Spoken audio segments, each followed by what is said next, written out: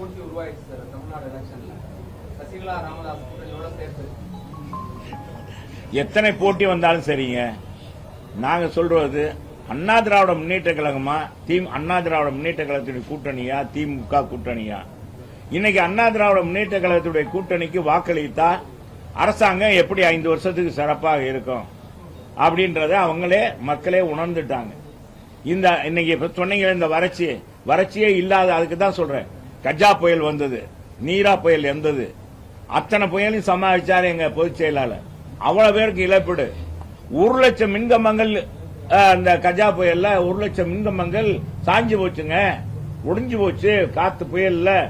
அத்தனையும் நிவாரணி பண்ண. அதே நேரத்தில் பாத்தீங்கன்னா நாகூர் தர்காவில், ஏன் நாகூர் தர்காயா, நாகூர் தர்கா இஸ்லாமியர் அந்த அது வழிபாடு பண்ற நாகூர் தர்காவில் அலை அடிச்சு அந்த புயல் அடிச்சு பாத்தீங்கன்னா அந்த சுவரே சுற்றுச்சுவரே சாஞ்சிருச்சு. எங்க அண்ணன் பொதுச்செயலாளர் இன்னைக்கு முதலமைச்சர் அந்த உடனடியாக போர்க்கால அடிப்படை அதுக்கு நிதி ஒதுக்கி உடனடியாக கட்டுவதற்கு நடவடிக்கை எடுத்தார்.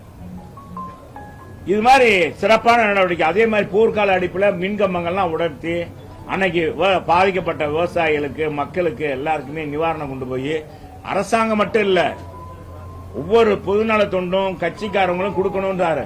நாங்கெல்லாம் பாத்தீங்கன்னா லாரியா கொண்டு போய் எங்களுக்கு மதுரை மக்கள் கொடுத்தாங்க, கொண்டு போய் கொடுத்தோம்.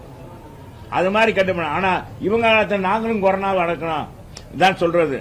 நானும் தான் வீரன்னு சொல்லலாம். கொரோனா எந்த காலத்துல ரொம்ப இதா இருந்துச்சோ, ஆனா திராவிட முன்னேற்ற கழக காலத்துல அதெல்லாம் குறைஞ்சிருச்சு. தடுப்பு ஊசி எல்லாம் கண்டுபிடிச்சாச்சு.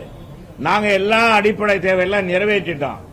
யாருக்கு கொரோனா, ஒவ்வொரு மாவட்டத்தில் எத்தனை படுக்கை வசதி வேணும், அது ஆக்சிஜன் எவ்வளவு வேணும், ஆக்சிஜன் சிலிண்டர் போதுமான அளவுக்கு இறக்குமதி பண்ணி ஊசி எல்லாம் வச்சு இதெல்லாம் பண்ணி நாங்க எல்லாமே கட்டமைப்பு வச்சிருந்தோம். இவங்க கொரோனா கடைசி காலத்துல கொரோனா கட்டுப்படுத்தணும், நாங்களும் தான் கட்டுப்படுத்தணும் அப்படின்னு சொன்னாங்க.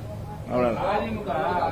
ஆக நான் என்ன சொல்றேன், ஒரு நிர்வாக திறமை இருந்தா அது சிறப்பா இருக்கும். இப்ப நிர்வாக திறமையின் குறைபாடு தான் இப்ப வைகை ஆற்றுல தண்ணி இந்த வைகை அணையில தண்ணி குறைவுன்னு நீங்க சொல்றீங்க.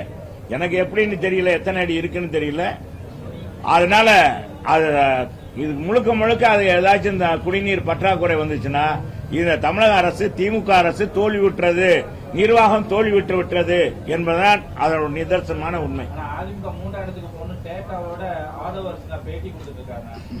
ஏங்க என்னங்க நீங்க யாரும் சொல்றாங்களா, எல்லாரும் சொல்லுவாங்க, அதுக்கெல்லாம் நாங்க பதில் சொல்ல முடியாது. வேற யாரும் இருக்காங்களா?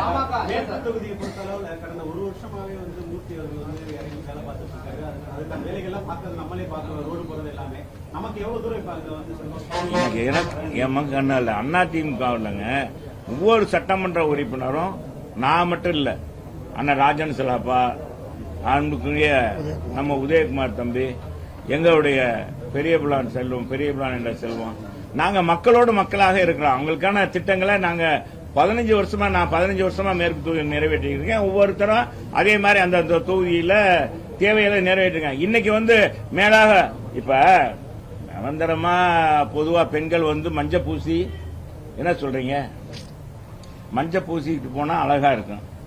என்ன தம்பி, என்ன மேயர் இயற்கை மஞ்ச பூசிட்டு குங்குமம் வச்சு கோயிலுக்கு போவாங்க முன்னாடி பெண்கள். மகாலட்சுமி கரெக்ட். அப்பா மேயர் என்ன மகாலட்சுமி சொல்லுவாங்க. பவுடர் பூசிட்டு போனா நேற்று வரைக்கும் எப்படி இருந்தா பாரு, இன்னைக்கு பவுடர் பூசுறாப்போ அப்படின்னு தான் மதுரை மக்கள் மத்தியில் இப்ப மேற்கு தொழில அவர் அமைச்சர் செயல்பட்டு நீங்க சொல்றீங்க. இந்த ரோடெல்லாம் இத்தனை வருஷம் எங்கப்பா போன, 4.5 வருஷமா அவங்க கேக்குறாங்க.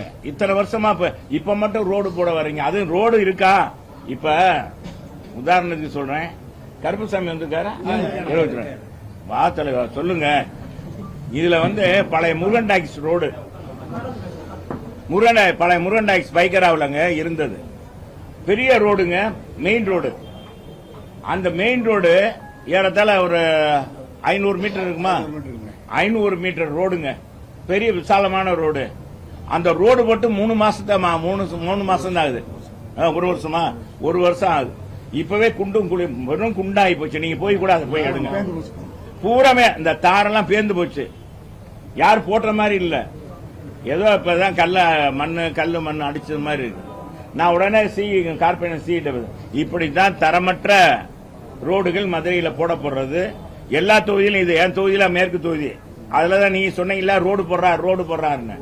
அந்த ரோடு பூரா எப்படி தரமற்ற காரணம் என்னன்னா சரியான கான்ட்ராக்ட், ஒப்பந்த கான்ட்ராக்ட், முதன்மையான நல்ல அந்த பணியை செய்யக்கூடியவங்க, அந்த நம்பர் 1 கான்ட்ராக்ட் யாரும் வர்றதில்லை. காரணம் கமிஷன் கரப்ஷன். அதனாலதான்.